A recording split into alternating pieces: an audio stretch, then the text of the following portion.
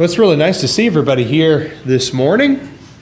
If you're a visitor meeting with us for the very first time, then I encourage you to find a visitor's card. It should be in a small rack in the pew in front of you, and fill that out. At the end of our worship service, a few of our members will come around and collect those. We would just love to know if you have any spiritual needs at all. And if you do, then let us know what those are. We'll sit down and have a Bible study with you. We'll help you counsel through those things that are challenging you in life right now. We can see if we can find an answer for you. Whatever needs you have, please let us know, okay? I've been sick all week, by the way. I've been sick as a dog, though I always wonder where that phrase came from, because I don't think that's much... I've never seen a dog as sick as I've been sick this last week.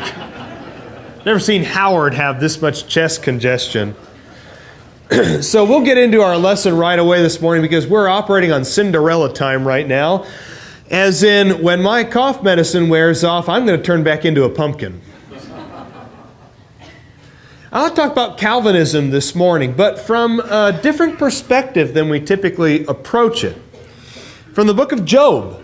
Yeah, Job of all places, because among the many valuable and poignant lessons from the book of Job, one in particular seems to cut to the very heart of this very prevalent religious phenomenon. In fact, it is, I think, the most prevalent religious phenomenon from the last 500 years of religious history. Since the time of the 16th century, a theologian named John Calvin had what we really consider to be a theological system named after him. We call it Calvinism, and the broader Christian world has hotly debated all the ideas pertaining to Calvinism ever since then. Some of the questions that were asked, and still asked today, are we born totally sinful? Do we inherit Adam and Eve's sin? Are we even capable of seeking that which is right and that which is good? Because if we are inherently sinful, then there's really nothing good within us at all. We're not even capable of beginning the process of seeking after God. Is the soul of man incapable of doing any good without the direct indwelling or the operation of the Holy Spirit upon us? Is salvation a choice that we make by free will? Or is salvation a destiny by God's decision that is thrust upon us? In a nutshell, what we call Calvinism today is a system of theological thinking that seeks to give God all the credit for the process of saving man. Now, on the outside, that seems like a noble endeavor, doesn't it? To give God all the credit for saving mankind. I think we do give God all the credit for saving mankind. But really what it is it includes these 5 points. We call them tulips sometimes because we like, our acronyms, don't we? But it includes these 5 points of Calvinism that mean to give God all of the glory. But in the process of trying to give God all of the glory, Calvinism stripped man of any responsibility that man has. Now, the 5 main points of Calvinism are total depravity, which is a term that means that we inherit Adam's total depravity. We inherit Adam's sin, that from the time that Adam and Eve chose to sin in the garden, they have given that sin then on to the next generation, and that generation gave it on to their children, and that generation gave it on their children, and the depravity has been passed down from generation to generation to generation. So we all now bear the penalty for Adam and Eve's sin. Unconditional election, which is just a fancy term for salvation by God's choice, not ours. Limited atonement, or the selective particular salvation of certain people to the exclusion of others. Irresistible grace, which refers to our inability to deny God's calling if we're chosen. That is, if God chose you to be saved, then you are saved, no matter what you might think about that, no matter what your choice might have been. There really is no choice, by the way. It's only the perception of choice. And perseverance of the saints, or what is also commonly called once saved, always saved. That once God has saved you, once God has done something, He's chosen you to be saved, there's nothing you can do to lose that salvation. You're in God's good graces for the rest of time. Now, what does that have to do with the book of Job, though?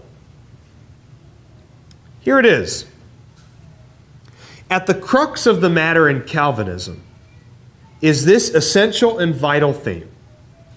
The Calvinist claims God's ultimate power in effecting salvation.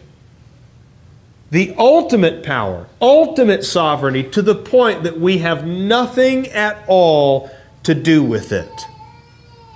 Rather than an act of free will, salvation is seen as a unique act of the Almighty. And since we in the flesh cannot do any good because of our total and utter spiritual depravity, it takes an undeniable intercession by God to save us. There is no doubting Calvinism's impact on the religious world. Even in the broadly defined sense of the word Christian, Calvinism has seeped into many areas of religious life.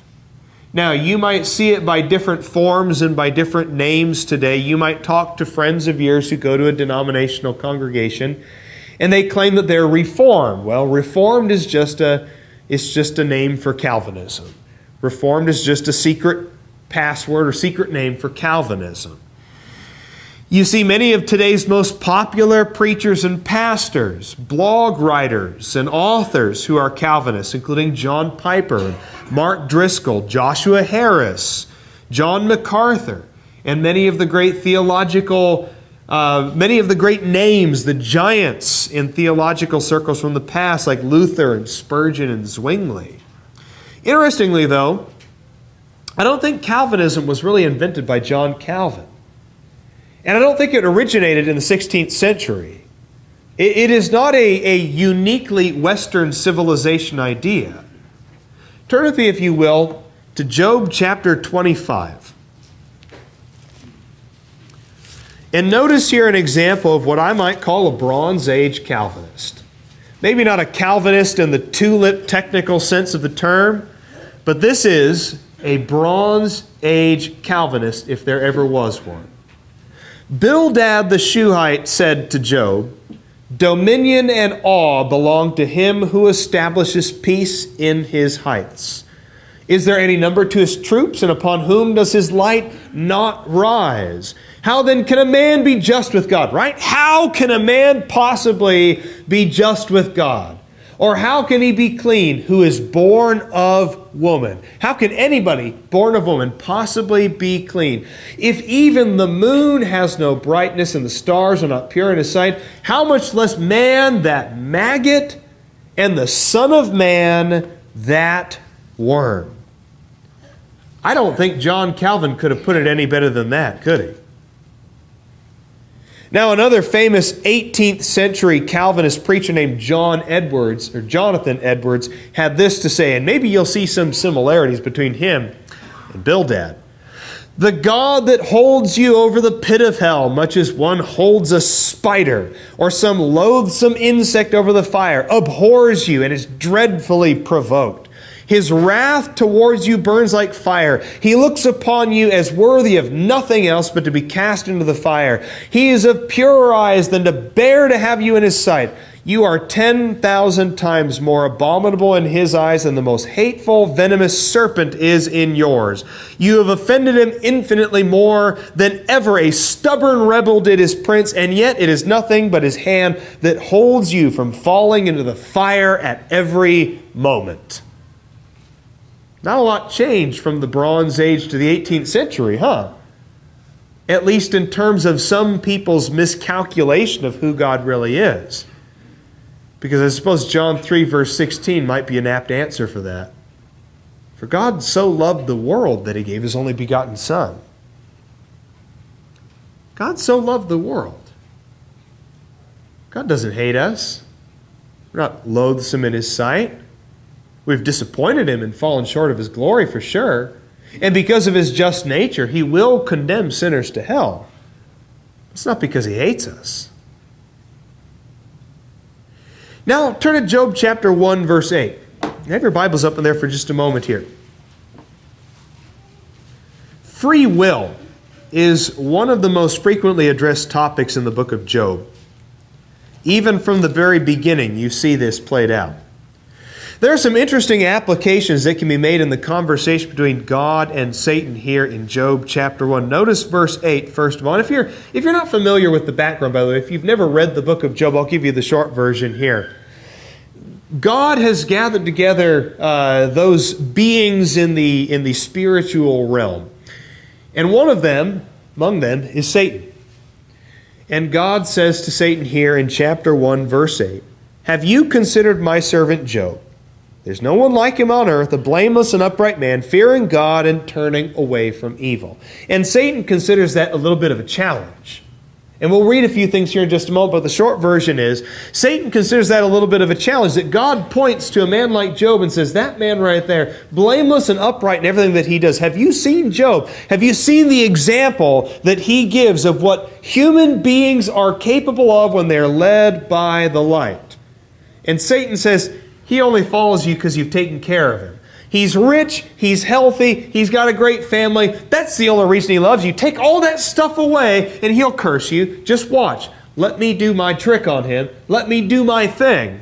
And I'll show you what Job's really made out of. And God gives Satan permission. He gives him permission. Take everything you want from him. Destroy his life. Take his family. Ruin his possessions. Even his health. The only thing you're not allowed to take, Satan, is his very life. So Satan does that very thing.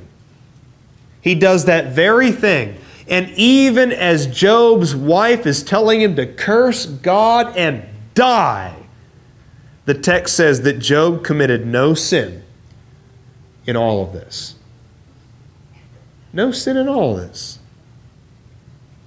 So it's interesting to me, when you think about this in a Calvinistic context, here in Job chapter 1, verse 8, a blameless and upright man, says God about Job, fearing God and turning away from evil. But you know what? If Calvinistic presuppositions are true about man and about God, about sin, about right and wrong, if Calvinism is true, then God's being a little bit self-congratulatory here, isn't he? Because if Job is not capable of doing good without God's direct intercession, if he is so depraved from birth that he cannot even do good without the Holy Spirit coming upon him, then God is basically just saying, look what I've done through Job. Job is only blameless and upright because I have done something to him, because I've made him be good and pure. All of this blamelessness, all of this faithfulness is just a product of irresistible grace, isn't it? If Job's faith is a product of God's irresistible grace, then Satan's challenge also seems a little bit out of step. Go to verses 9 through 11. Satan answered the Lord, saying, does Job fear God for nothing? Hast thou not made a hedge about him and his house and all that he has on every side? Hast thou blessed the work of his hands, and his possessions have increased in the land? But put forth thy hand now and touch all that he has. He will surely curse thee to thy face. But wait a minute. I thought about perseverance of the saints. Because how can perseverance of the saints, or once saved, always saved, be true? When God on the one hand is saying he is blameless, he is upright, he's saved, and here's Satan saying, well, just take all his stuff away and then he won't be saved anymore and he'll curse you, see? That seems kind of an empty taunt, isn't it? It seems like an empty threat. If grace and good works are irresistible and have nothing to do with free will, then removing all of Job's earthly possessions should have nothing at all to do with what Job does. If saints are once saved, always saved, then this challenge is a pretty empty thing. Really, Satan should be saying something like this. Does Job fear God for nothing? Does he not fear you because you chose him to fear you and have caused him to serve you in faith, which he could not resist? Remove your irresistible grace from him, and then let's see how Job responds. Will he curse you? Am I supposed to be impressed with your servant for doing what you have irresistibly caused him to do so? What you have predestined him to do so from the beginning of time? Satan wouldn't be very impressed with that, would he? But because these things are not so, we learn a few valuable lessons along these lines. God puts the responsibility of righteousness on us. When God looks at the sons of men and He shows Satan all of the things that we're doing, He says, Satan, have you seen this person? What he is doing, what he is choosing, how he is living, his righteousness, his uprightness, the way that he's walking blamelessly before me. That responsibility is on us. Now, God sets the parameters for that. And God forgives us when we fall short, which is often. But nobody's going to choose to walk uprightly for you except for you.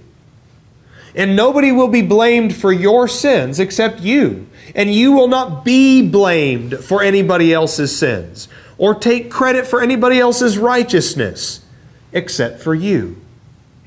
Job was upright and blameless in God's eyes because Job chose to be upright and blameless. And his life matched that uprightness. Job's fate also wasn't sealed. At this moment, he was blameless and upright in God's eyes, but if he had chosen to curse God, then he would have fallen away, and he would have been lost. Satan knows it. Isn't it interesting that if Satan doesn't know that, then we know more about God than Satan does? We know more about that than Satan does. We understand Calvinism where Satan doesn't get it. Satan reads Tulip and he scratches his head and goes, yeah, but if Tulip is right, then I don't have a job anymore. Right? Because doesn't Calvinism make the entire purpose of Satan a little bit redundant? Calvinism is true. Satan doesn't have a job anymore. Also, it impresses God when we live righteously. I think that's something that we need to take away from the book of Job. That it impresses God when we live righteously. That God is impressed with Job.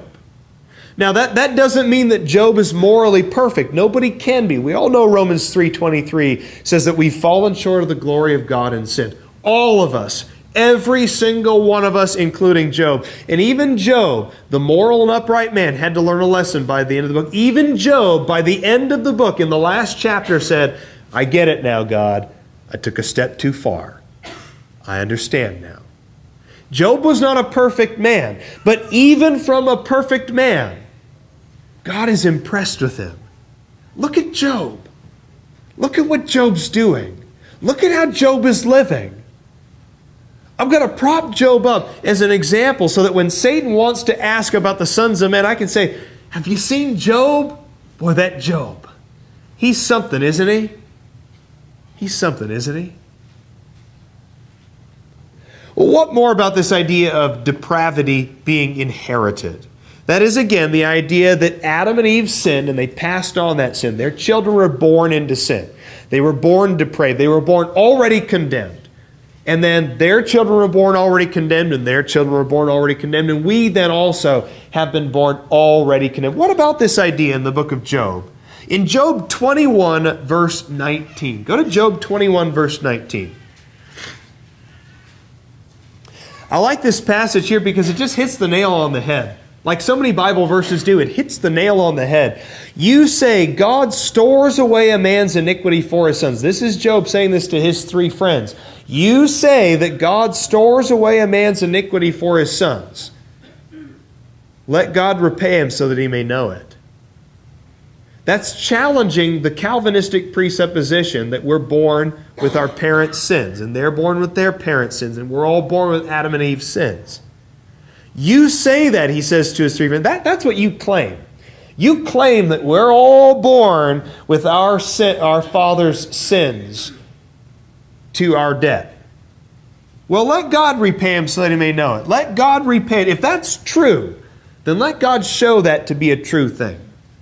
In fact, as you read the book of Job, Job repeatedly points out that he alone bears the responsibility for his sins, and he alone gets credit for the things that he has done right.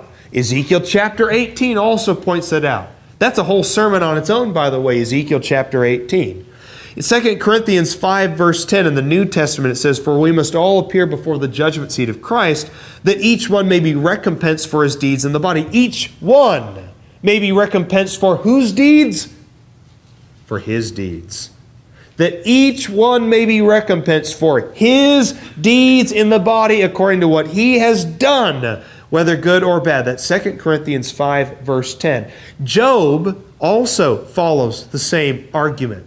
Let me give you 3 verses here from Job that illustrate this. Job 6, verse 24. Teach me and I'll be silent. Show me how I have erred. If I'm being punished for my sins, or somebody else's sins, or anybody else's sins, show me how I have erred. Not how Adam and Eve erred. Show me how I have erred. Job 7, verse 20. Have I sinned? What have I done to thee, O watcher of men? Job 19, verse 4. Excuse me. Even if I have truly erred, and I love this one, Job 19, 4. Even if I have truly erred, my error lodges with me. Even if I have truly erred, my error lodges with me. I bear my sins. My sins are right here, if I have sinned. And nobody else is going to bear the eternal responsibility for what I have done. Furthermore, inherited depravity implies total sinfulness at birth. We are totally and utterly depraved. We are born condemned, born already lost, and that we're just as sinful in infancy as we are just before God's grace touches us. And yet, in Job chapter 3, verses 11 through 19, we find a very difficult passage. In Job chapter 3, Job states this: "Why did I not die at birth, come forth from the womb and expire?" Well, wait a minute. If he's born totally depraved, then whether he dies right now or he dies at birth, the end result is the same, which is eternal condemnation, isn't it? If we're born totally depraved, then why would he be asking, why did I not die at birth? Because that doesn't sound like a better alternative to me. I don't think that sounds like a better choice. Why did I not die at birth so that I could just go straight to hell rather than living my life? Why did I not die at birth, come forth from the womb and expire? This statement makes no sense if we're born in sin. Why would Job prefer infant death and immediate condemnation in hell to the experiences that he is going through at that moment? He goes on to say, "For then I would have laid down and been quiet. I would have slept and been at rest." But you know what? Being born totally depraved and then dying and going straight to hell, that doesn't sound like laying down and being quiet or sleeping and being at rest. And that doesn't sound like a better option to me.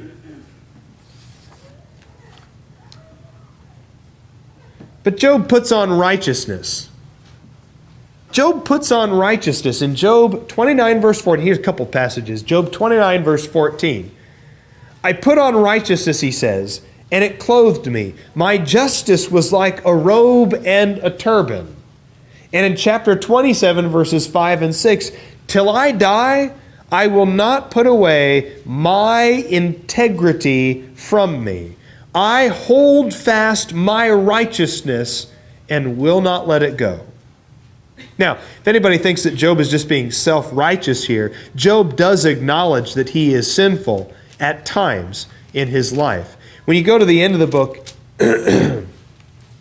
in Job chapter 31, not quite the end of the book here, but later on in the book, in Job chapter 31, in verses 33 and 34, Job says this here: "Have I covered my transgressions like Adam by hiding my iniquity in my bosom?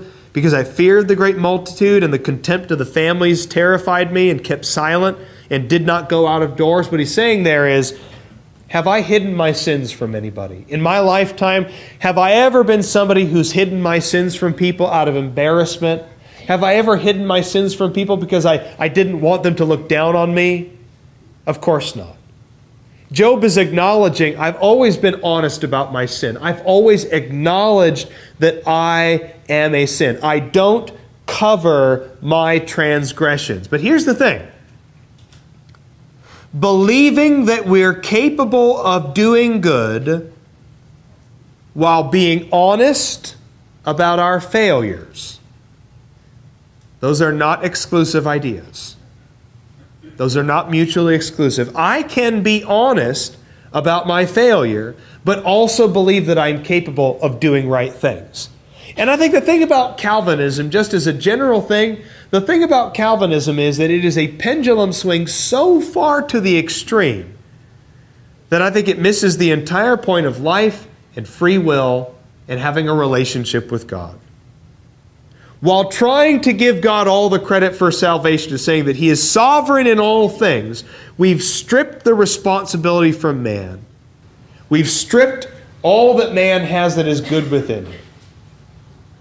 Job acknowledges, I can sin, and I have sinned.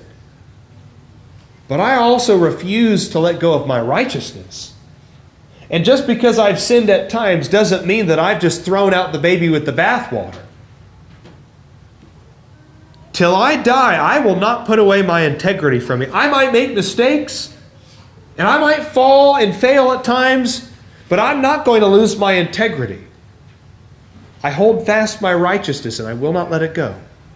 Your righteousness is too precious to let go of it when you've made a mistake. One sin does not mean you have to let go of your entire sense of who you are as a Christian, of who you are as a saint.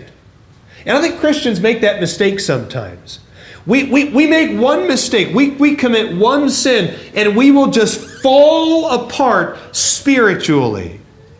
Well, that's it. I'm worth nothing in God's eyes. I'm just garbage in God's eyes. I'm a worm and not a man. I'm a maggot in the eyes of God. God would never want me anyway. Children do the same thing, don't they? When they're trying to put together a little building made of blocks, they put that building and they add a block, and then they knock it over. Then they get so mad at themselves, I can't do anything right. Well, hold on a second. Just because you knocked a tower of blocks over doesn't mean you can't do anything right. Now, we make fun of our kids for doing that, right? But don't adults make the same mistake? We make one mistake in a marriage, and maybe it's a big mistake. Maybe it's a big mistake, but we make one mistake in our marriage, and we'll walk out the door. We will walk out the door and say, she couldn't love someone like me ever again. How do you know that? How do you know that? We fall off the wagon. We get back into our habits and our sins. We will commit the sin and we'll say we're so stupid. We're so worthless. No, your integrity is worth more than that. Your righteousness is worth more than that. You're a Christian. You're a saint. And yeah, you fail. And you make mistakes. And I think that's why God had John write 1 John chapter 1. So that when I do fail, I confess my sins and He's faithful and righteous to forgive us. And I don't think any of this stuff from the book of Job jives with Calvinism. In the end, Calvinism is a falsehood. Plain and simple, it's a falsehood. All the things that Job's three friends were trying to tell him about God and about the nature of sin and about God's relationship with mankind, everything they were trying to tell him about God was wrong. Job points this out in Job 21 verse 34, flatly saying, how then will you vainly comfort me? Your answers remain full of falsehood. Everything that his three friends tried to tell him about God, it's full of falsehood. They didn't understand God. They didn't get God. They were Bronze Age Calvinists who didn't see that God was fair and merciful. They didn't understand that God loved Job and cared about Job, even as Job was going through an incredible trial and an incredible degree of suffering. They didn't get Job. They didn't get God. And God even lays the smackdown on him at the end of the book. Go to chapter 42. In verses 7 and 8, I mean, this is the divine smackdown of all divine smackdowns. Actually, no, that's not true. We studied 1 Kings chapter 18 today in class, in the prophets of Baal. And that's the divine smackdown right there. But in Job chapter 42, verses 7 and 8, and it came about after the Lord had spoken these words to Job, that the Lord, okay, He said things to Job. Now he turns to those three friends. He's got a word for those three friends as well. I like that. The idea that God appeared in the whirlwind. He appeared in the whirlwind in chapter 38 and had some things to tell Job. You know who was there also seeing the whirlwind? Oh, yeah. Yeah, Job's three friends. Sorry friends you are. They saw the whirlwind as well. They witnessed it as well. My wrath is kindled against you and against your two friends because you've not spoken of me what is right as my servant Job has. When you speak falsely of God, God takes it personally and His wrath is kindled against you. Now therefore take for yourselves all these bulls, 7 rams, and go to my servant Job and offer a burnt offering for yourselves, and my servant Job will pray for you. Isn't it interesting? The Calvinist needs the prayer of the person who has chosen to follow God by free will. They need the prayers. For I will accept him so that I may not do with you according to your folly, because you've not spoken to me what is right as my servant Job has. God put the smackdown on them, but not because they were inherently sinful, but because they did not understand God. God is very careful about that. He's very hard on those three friends.